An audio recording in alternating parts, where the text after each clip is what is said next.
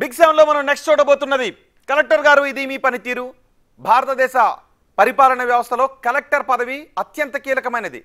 Collector అంటే పరిపాలనా అధికారి మాత్రమే కాదు, ప్రజల సంక్షేమాన్ని నడిపించే సారథిగా, అభివృద్ధికి వారధిగా పనిచేయాల్సి ఉంటుంది. మరి బాపట్ల జిల్లా కలెక్టర్ వెంకటమురళి పనితీరు ఎలా ఉంది? ఏడాదిలో జిల్లాపై ఆయన చూపించిన మార్కేంటో చూద్దాం.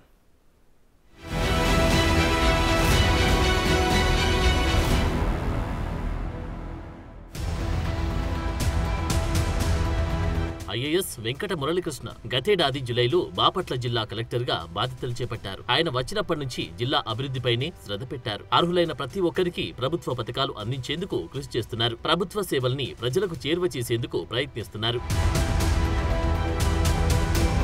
కలెక్టర్ గా పనితీరు ఎలా ఉంది? కొత్తగా ఏర్పడిన బాపట్ల జిల్లాపై తన మార్క్ వేసేందుకు ప్రయత్నిస్తున్నారు కలెక్టర్ వెంకటమురళి. కానీ జిల్లాలో పారిశుద్ధ్య కార్యక్రమాల విషయంలో కొంత వెనుకబడినట్టు తెలుస్తోంది. జగనన్న కాలనీలు అత్యధికంగా మైనింగ్ తవ్వకాలు జరుగుతున్నాయనే ఆరోపణలు వస్తున్నాయి. ఈ సమస్యని పరిష్కరించడంలో కలెక్టర్ వెనుకబడ్డారని విమర్శలున్నాయి. జిల్లాలో ఇసుక అక్రమ రవాణాపై అనేక విమర్శలు వస్తున్నాయి. మత్స్యకారులు వేటకు వెళ్లే దారిని రీసార్ట్స్ యాజమాన్యం మూసివేసిందని మత్స్యకారులంతా రోడ్డుపైకి వచ్చి ఆందోళన చేపట్టారు. ఈ అంశంలో న్యాయం చేస్తారని కలెక్టర్ హామీ ఇచ్చారు. ఇక బాపట్ల జిల్లా టూరిజం పరంగా అభివృద్ధి వైపు అడుగులు వేస్తున్నప్పటికీ జరగాల్సినంత అభివృద్ధి జరగలేదని విమర్శలు వస్తున్నాయి. దీనికి కారణం జిల్లా అధికారుల మధ్య కోఆర్డినేషన్ లేకపోవడమే అంటున్నారు. బాపట్లని ఇకో బీచ్ గా అభివృద్ధి చేస్తామని కేంద్ర ప్రభుత్వం హామీ ఇచ్చినా ఆ దిశగా అడుగులు పడట్లేదు. ఇక్కడ సరైన సౌకర్యాలు లేకపోవడంతో టూరిస్టులు ఎక్కువ సమయం ఇక్కడ గడపలేకపోతున్నారు. సూర్యలంక బీచ్, చీరాల బీచ్ల అభివృద్ధికి కూడా నిధులు తెచ్చేందుకు కృషి చేయడం లేదని చర్చ జరుగుతోంది. బాపట్ల పట్టణంలో కోతుల బెడద కూడా ఎక్కువైంది. ఈ సమస్యని నివారించేందుకు చుట్టుపక్కల అడవులు పెంచాల్సి ఉన్నా ఆ దిశగా యంత్రాంగం చర్యలు చేపట్టడం లేదని టాక్ వినిపిస్తుంది. ఇక జిల్లాలోని ముంపు గ్రామాల ప్రజలకు ప్రభుత్వ సాయం అందించడంలో ముందున్నారు. జనం మధ్య ఉంటూ సహాయక చర్యలు అందించారు. వెంకటమురళి సేవలను చూసి ప్రభుత్వం సైతం అభినందించింది. రెడ్ క్రాస్ సంస్థ సభ్యత్వ నమోదులోనూ బాపట్ల జిల్లా మొదటి స్థానంలో నిలిచింది. దీనికి గాను గవర్నర్ చేతుల మీదుగా అవార్డు అందుకున్నారు. ఇక చీరాల నేత చీరలకు జాతీయ స్థాయి అవార్డు అందుకున్నారు. ప్రస్తుతం బాపట్ల జిల్లాకు సంబంధించి అనేక ప్రభుత్వ కార్యక్రమాలతో పాటు ఇప్పుడున్న ఆసుపత్రిని జిల్లా స్థాయి ఆసుపత్రిగా అప్గ్రేడ్ చేయడం కలెక్టర్ కి సవాల్గా మారింది.